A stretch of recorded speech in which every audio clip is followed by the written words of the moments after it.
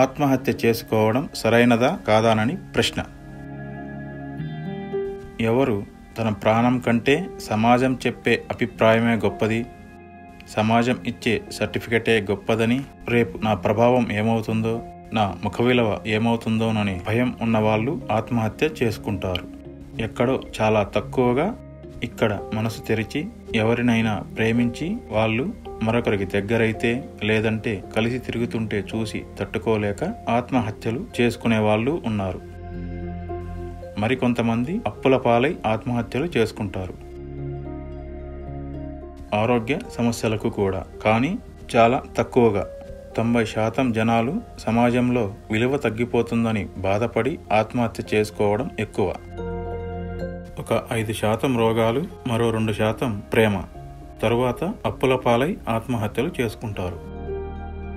మరికొంతమంది చచ్చిపోతే కుటుంబానికి బీమా దక్కుతుందని భావించి ఆత్మహత్య చేసుకునే వాళ్ళు ఉన్నారు.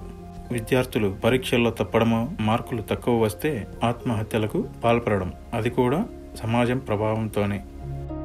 సామాన్యుల ఇళ్లలో పిల్లలు ఫెయిల్ అయితే తల్లిదండ్రులు మళ్లీ రాసి తీర్నుడవమని ప్రోత్సహిస్తారు.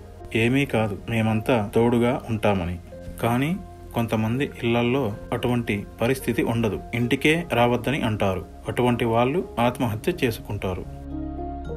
ఎవరు సహజంగా ఉంటారో వాళ్ళు సహజంగానే బ్రతుకుతారు, సహజంగానే మరణిస్తారు, ఆత్మహత్య చేసుకోరు. అందుకే గురుకుల సిస్టమ్ రావాలి విద్యా వ్యవస్థలో. ఇప్పటి విద్యా వ్యవస్థలో కేవలం ఇంపాక్ట్ మాత్రమే చూస్తుంది, కానీ ఇంప్రవైజేషన్ చూడడం లేదు.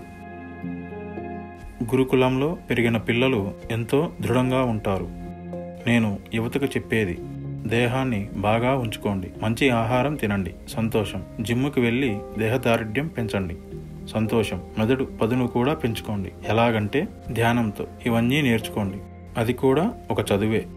ఇప్పటి వ్యవస్థలో ఇవి పని లేని వాళ్ళు చేసేవి. ఏవి? ధ్యానం చేసేది పని లేని వాళ్ళ? యోగా దినోత్సవం ఎలా వచ్చింది అయితే? సో ఆత్మహత్య చేసుకునే వాళ్లకు నా విన్నపం ఒకటే, ఆత్మహత్య చేసుకోవాలనిపిస్తే నేను ఎందుకు చావాలని ప్రశ్న వేసుకోండి. చావడం వల్ల పరిష్కారం ఏంటి? చచ్చాక ఏమవుతుంది? ఎంతోమంది మానసిక వైద్యులు చెప్పారు, మరికొంతమంది చావును చూసి వచ్చిన వాళ్ళు చెప్పారు. అంతర్జాలంలో, పుస్తకాల్లో ఉన్నాయి కదా వాళ్ళ అనుభవాలు. 5 ఏళ్ల కిందట జరిగిన ఘటనలు రాసి ఉంచారు, వాటన్నింటినీ ఒకసారి చదవండి. అందరూ అబద్ధాలు చెప్పి ఉండరు. ఎవరో ఒకరు చెప్పారని అందరూ అబద్ధాలు చెప్పరు కదా, కొన్ని నిజాలు కూడా ఉంటాయి.